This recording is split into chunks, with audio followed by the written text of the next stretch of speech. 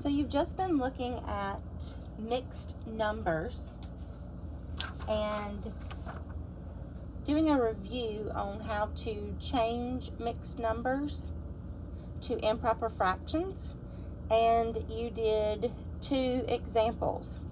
So now let's look at this example, and it says write these mixed numbers as percents. Well, we're going to follow these steps.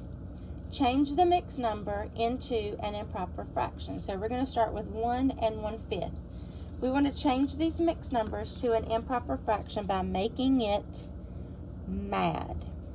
Multiply, add, denominator stays the same. So we're going to multiply 5 times 1 equals 5. Then we're going to add the numerator, which equals 6. 5 times 1 is 5, plus 1 is 6. We're going around this way.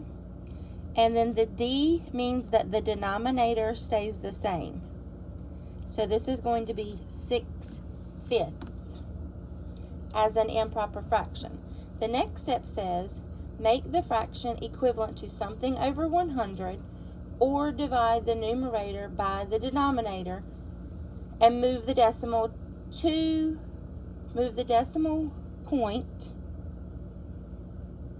2 places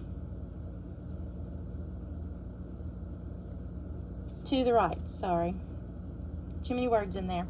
2 places to the right. So I want to do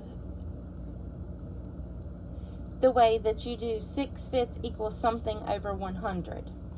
So I'm going to use cross product.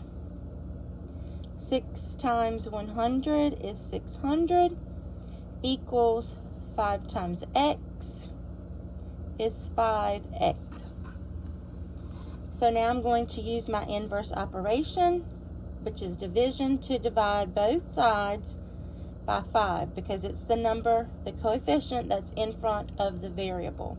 This leaves me with just 1x, because 5 divided by 5 is 1. Remember, we do not write the 1, we just write the x.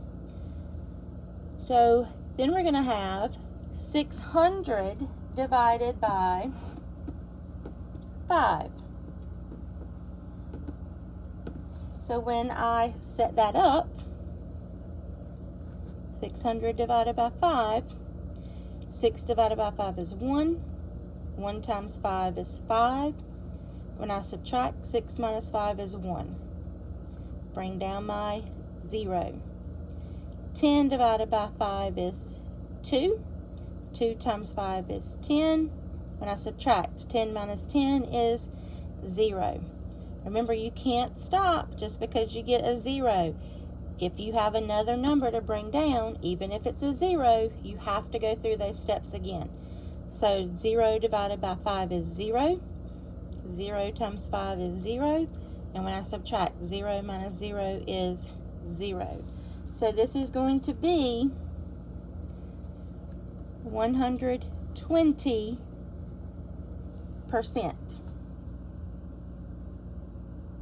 Because we have one whole, we know that our fraction is going to be over 100%. So this does make sense. That 1/5 is the 20 part, and the 1 whole is the 1 for the 100 part. So now let's look at 3 1/2. So we're going to make this one mad as well. We're going to multiply 2 times 3 equals 6, plus 1 equals 7. Denominator stays the same, so this is going to be 7 over 2. I'm going to set it up where it's 7 over 2 equals something over 100. I'm going to use my cross product. 7 times 100 is 700 equals 2 times x is 2x. I'm going to use my inverse operation. which is division to divide by 2 because it's the coefficient of the variable. This leaves me with just x because 2 divided by 2 is 1. We don't write 1x, we just write x. So when I do 700 divided by 2, that is 350 equals x. So this is 350%.